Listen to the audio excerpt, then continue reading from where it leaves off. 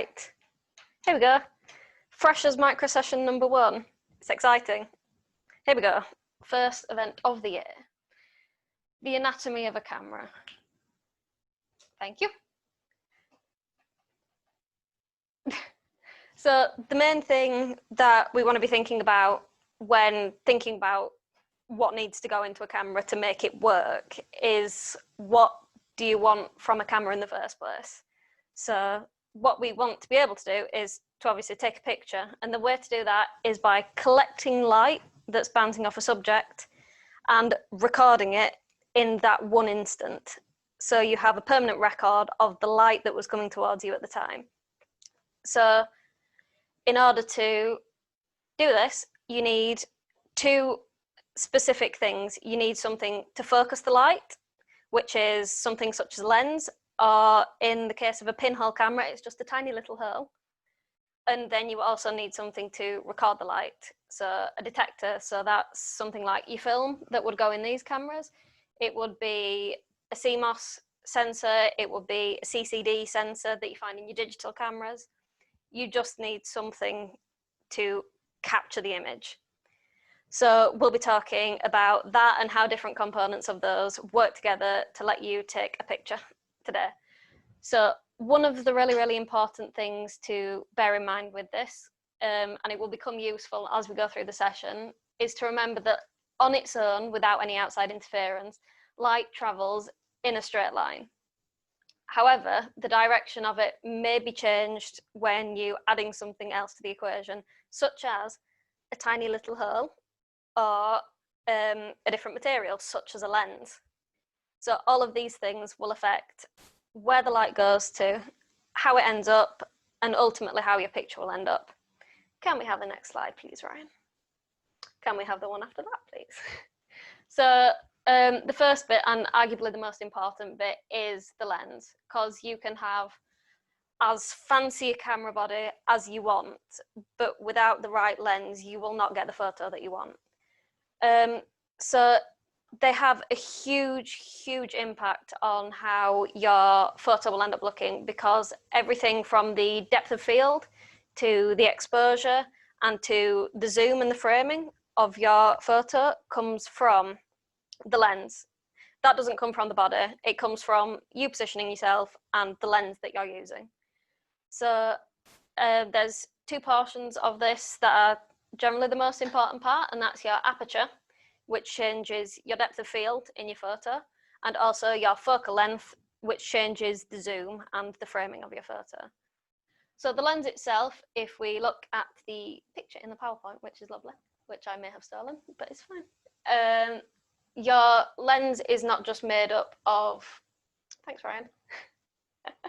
Your lens is not just made up of one lens of glass, it's made up of multiple that all work together in order to focus your light at the center.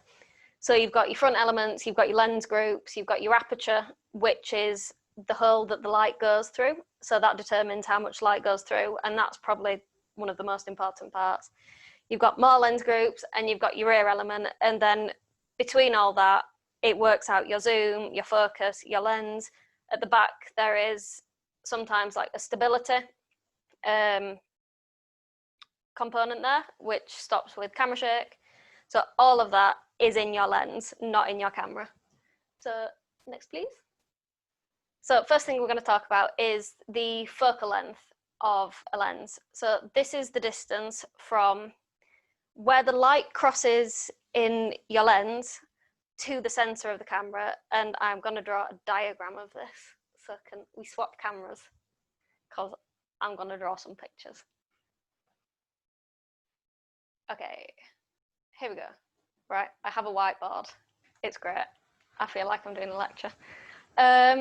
So what we have is the focal length of a camera. You have a lens. Whee! Within that lens, you have light coming in from an object. So we'll say this is an object here that you're trying to take a photo of. And at the back here, you have your sensor. This is not the prettiest picture I've ever drawn. I never claimed to be an artist. So we have your light coming in here, and your light coming in here. So the distance between the point that this light crosses and the point that it hits the center, this is your focal length.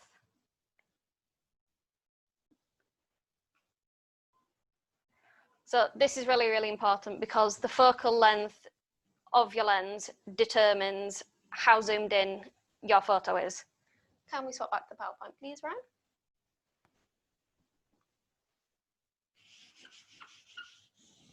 And we'll get rid of that for now because we'll need the whiteboard later. So yeah, like I was saying, the focal length of your lens affects the zoom and the field of view of your image.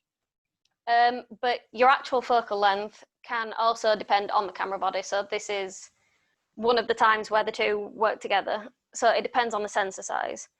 So the focal length of the lens is based on the 35 millimeter film cameras. So if you're using a cropped sensor, such as an APS-C sensor, which is slightly smaller, the focal length of the lens you're using won't actually be what it says on the tin, essentially. So it depends on your sensor and your lens working together. So as we can see on the photo on the PowerPoint, you've got a full frame camera, which is the equivalent of a 35 millimeter film. You can see you get a much wider field of view with that than you do with your cropped sensor. So that's all your focal length being altered by your sensor. So yeah, your focal length has a huge impact on how zoomed in your photo is, essentially. Can I have the next slide, please? Next one is the aperture. So this is how wide the hole in your lens that is letting through light is. So it determines both your field of view, which is massively important to consider when you're trying to take a photo, and also how much light actually reaches the sensor in your photo. So the more light that you can pass through, so the larger the aperture, but the lower the f number, the more light is getting let in, so it will be brighter. Whereas if it's a small aperture and high f number, it will be much darker. So your f number can have a huge impact on how your photo turns out looking. So can we swap to this? So I'm just going to show you how the aperture looks within a lens, because we've got a really cool lens here where you can see it directly through. So if we look here, we can see through the lens, and then you can see me changing the aperture of the lens. So this is what you do when you're changing the f number in your camera, is you are changing how wide this hole is, which is pretty cool, really. Right, back to the PowerPoint. We've got lots of chopping and changing here. We're up. Okay, cool. So as I mentioned, the aperture is it uses the notation of f-stops. So your f-stop is a ratio, your f number is a ratio between the focal length of the camera and how wide your aperture is, what the diameter of that hole that's letting light in is. So for example, if you have a 50 millimeter lens, that's your focal length of your lens, and an aperture of 25 millimeters, you will be working at f2. If you're working with a 200 millimeter lens with a 25 millimeter aperture, you'll be working at f8.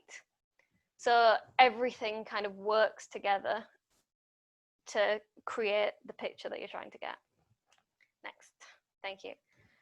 So other bits to consider with the lenses is the focus. So this is controlled by another group of lenses within your actual lens. So these move away from the sensor and towards the sensor in order to try and focus the light at the sensor itself. So as you can see on the image on the PowerPoint, the top one is in focus because the light has hit the center and focused on the sensor straight away. But for the not in focus ones, the light is focused before and after the sensor, and you can see that both of those will end up blurry, which is an issue when you're trying to take an image in focus. So when you're trying to shoot something far away, say you stood in a field, there's a tree at the other side of the field, and you want that to be in focus, you have to get your lens group within the lens that controls the focusing that is as close to the sensor as you can get it. So you've essentially focused on infinity. So that's as far away as you can get it. If you're shooting up close and you're trying to do along the lines of a macro shot, you're going the other way. So the lens element that's controlling the focusing is much further away, or as far away as you can get it. And that helps you focus in on close-up stuff. So that's why when you're shooting macro, you can get extender tubes for your camera, which take the focusing element even further away and allow you to get in really, really close to the zoom. So as I mentioned before, going on to the next bit, stabilization also happens within the lens. So there is a gyroscope at the back of the lens that works to kind of negate some of the camera shake you get from your hands, whether it be on a tripod and a train goes past. All of that, it will try and correct for and adjust in the back of your lens. Obviously, it can only do so much, and the bigger and heavier your lens is, the longer it is, the harder it is to correct for it. So it can be quite difficult. It's got its work cut out for it, but it's generally not bad. Next bit is the lens connection to the camera body itself. So as I'm sure you know, some are fixed onto the camera and you cannot change the lens at all, and some you have interchangeable lenses where you can just take off the lens and swap it for a different one depending on how you are feeling that particular day. So it's really, really useful kind of both ways, because a lot of the time with a fixed lens, you can end up with higher quality photos. But on the other hand, you get so much more variation and like a range of ability to take different photographic styles with the interchangeable lenses. You've got to really kind of weigh up what's worth it, and the vast majority of the time it's worth getting an interchangeable one just because it gives you so much variation compared to everything else. Next one, please. Thank you. So what to look for when you are looking at the lens. So I always look at these and don't actually have a clue what any of the numbers mean. So as you can see here, we have an example.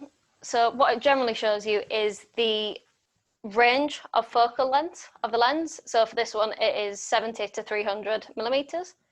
So that's a zoom lens there, and it's a telephoto zoom lens because the focal length is longer than about 50 millimeters, which is generally what the eye sees. So for anything above 50 millimeters, that's generally a telephoto zoom lens. And for anything below it, that's when you get into your zooming in, and if you go really low down, you will end up with your macro. So first thing to look out for is the focal length of the lens, because it tells you literally just what the lens does. The next number is your maximum aperture. So for this one here, it's f4 to f5.6. So this means it's got a variable aperture. So depending on how far zoomed in you are, your focal length, the maximum aperture will change.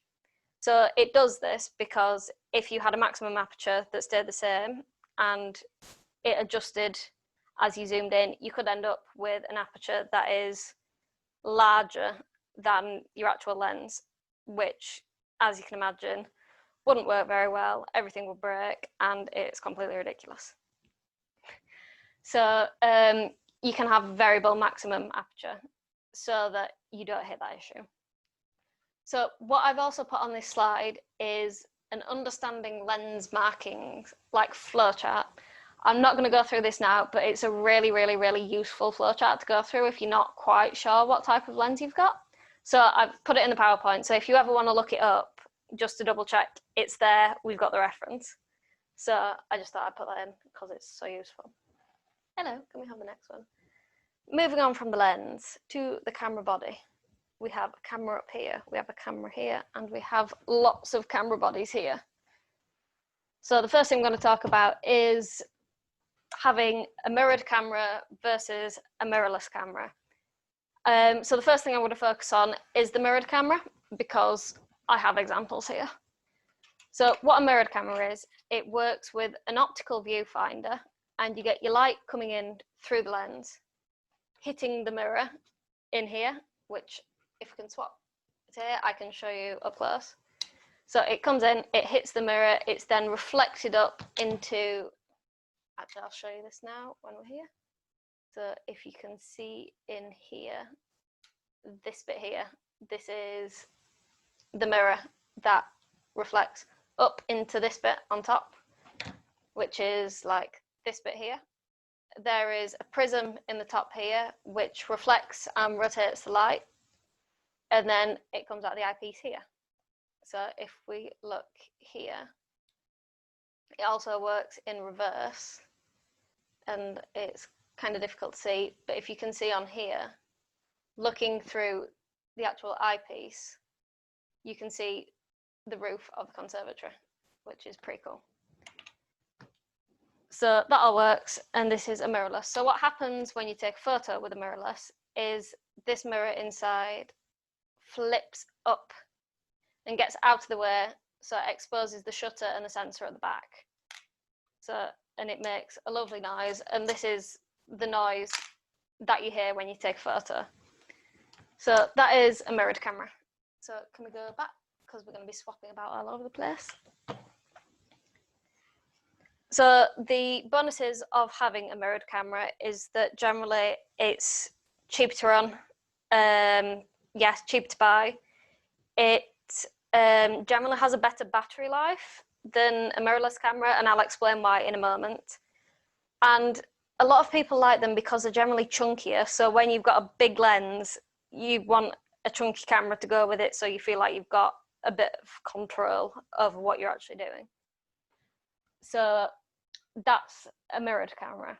So a mirrorless camera works and just doesn't have the mirror in there. So it doesn't have an optical viewfinder either, because the light comes in and immediately hits the sensor at the back. So it's like it's working in live view at all times. The image that gets sent to the eyepiece, the viewfinder, is an electrical image. It's not what you're actually seeing. It's what the camera itself is sensing. So that can have both pros and cons to it, in that you can see exactly what photo you're going to take, because if you change your ISO, your aperture, your shutter speed, anything like that, not your shutter speed, sorry, but if you change your ISO and your aperture, it will show up within the actual eyepiece of your camera. Whereas if you're working with a mirrorless, you just see it as it is, and you don't know how it's going to come out without the settings until after you've taken the photo. So without it having the mirror as well, it makes it a lot more compact. So the cameras are generally lighter, they are easier to carry around, they're easier to carry and store, and that's a bonus if that's what you're looking for. But like I said before, for the mirrored one, if you have a huge lens on a tiny little camera, you've got to kind of weigh up whether or not that's worth it to you and whether or not that's something you want to do. So because the mirrored camera, the mirrorless camera, sorry, is also working constantly in live view, it's generally better for recording as well. However, it's harder to focus on a mirrorless camera, because on the mirrored camera, you have the light coming in, some of it hits the mirror and goes up, some of it hits a secondary mirror behind it and bounces down. Okay, no. Some of it hits the secondary mirror and bounces down, and it focuses there. Obviously, you can't do that with a mirrorless camera because there are no mirrors to bounce the light down. So it's got a totally different way of focusing, which is generally slower, but on the plus side, it can generally be more accurate as well. So again, it's all just weighing up pros and cons of what you want. Next, the shutter. Now we're going to have to go to this camera in a moment. So I'm going to be talking you mostly through the mechanical cameras because we have the film cameras here. And these generally work where they have two curtains, and these either go side to side or they go up and down. So what these do is you have two curtains. When you prime your camera, one of the curtains lifts up. When you press your shutter, the other curtain just a moment, we've got Alexa going on. Alexa, shush. Oh dear, that's fantastic. I'm going to be laughing my way through this now. Back to the shutters. So you've got one shutter opens up, leaving the sensor exposed. Your photo is taken within that time. So your shutter speed is the amount of time that the shutters are open and the sensor is exposed. Your second shutter then comes up after it and closes the gap essentially that's exposing the sensor, and your photo is taken after that. So adjusting your shutter speed adjusts the amount of time that this sensor is exposed to light for. Right, can we swap to this now?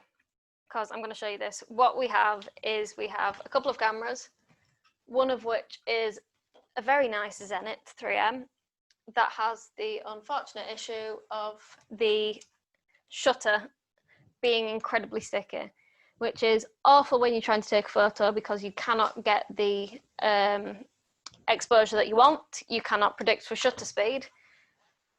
But on the plus side, I can use it to demonstrate what's going on because it sticks. So what we have here is the second shutter that comes across after the photo has been taken for the amount of time it needs to be. So if we look when I go to prime camera, so you can see both shutter curtains are winding up to prime. If I can work that at an awkward angle. So when we press the shutter now, we're going to have the first curtain come across really, really quickly. That's just going to open immediately. And then the second one is going to follow straight behind it and then get stuck. So I will show you a different type on this lovely Pentax here.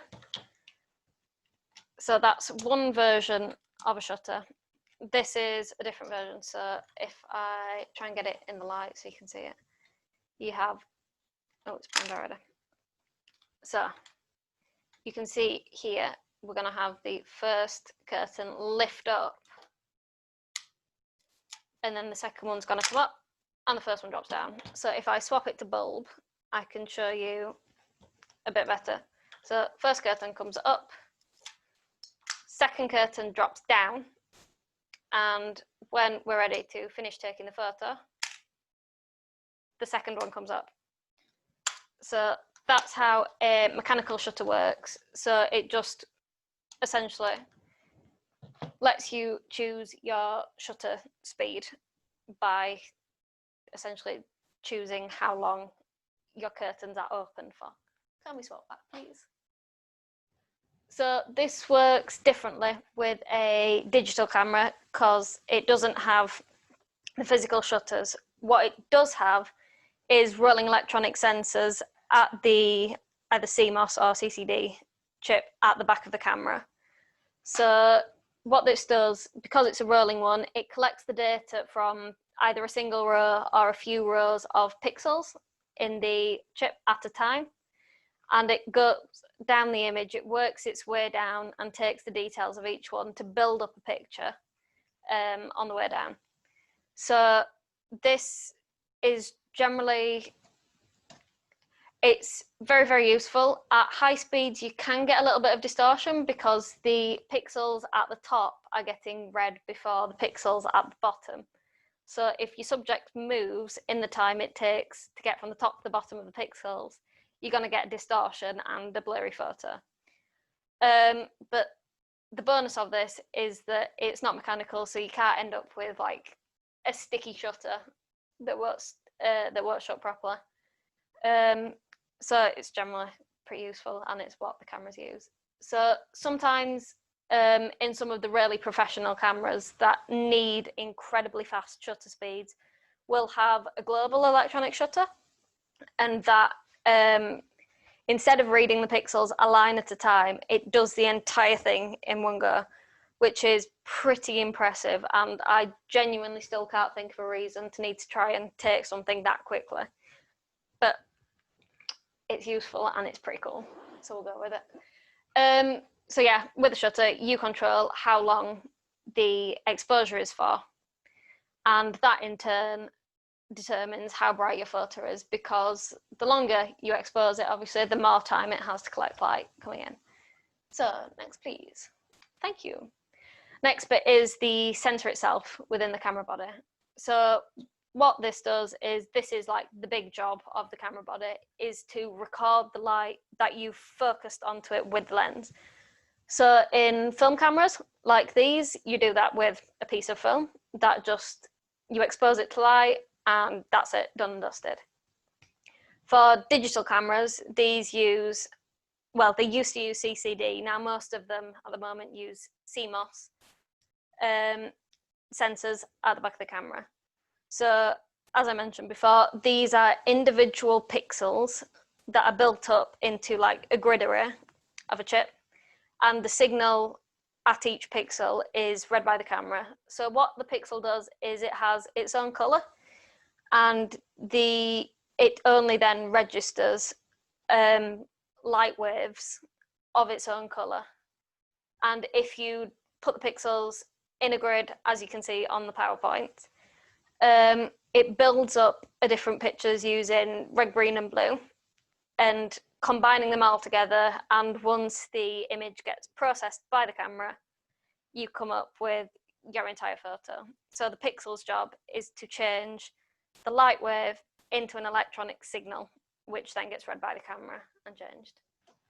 Next, please. So I think this is the last main thing I'll be talking about, which is the ISO. So this is the sensitivity of the detector to light. So what this does is, it can get mixed up a lot of the time with your aperture and your shutter speed, because this is slightly different in that it doesn't change the exposure of the light at the time. So by changing the aperture of the lens, you're either letting in more light or letting in less light, which obviously changes the brightness of the photo. For the shutter speed, if you leave it open for longer, then you're going to get more light coming in, and then the image will be brighter. ISO is slightly different in that it's not something you set on a digital camera. So what it does on the CCD chip is it amplifies the amount of light that is picked up by the pixel. So it doesn't make there be more light there. It makes the light that is already there seem like it's brighter, and it amplifies it all and it makes it seem brighter, and that's how it works, as opposed to actually collecting more light. So as you can see here, ISO is relatively simple to kind of get your head around, because if you double the ISO, you double the brightness, and it's lovely. But the downside of that, obviously, is that the higher ISO you have, the more grain you're going to get in your photo. So you're going to have a noisy photo, but you'll be able to see what's going on, versus a perfectly smooth, non-noisy photo that you can't see anything in.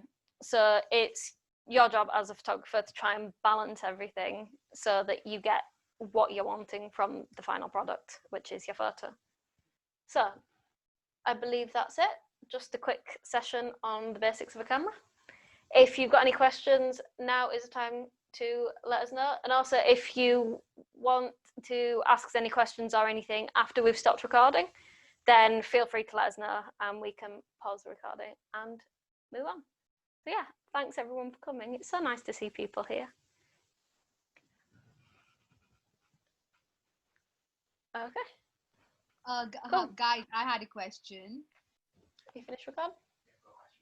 You have a question? Yes. What is your question?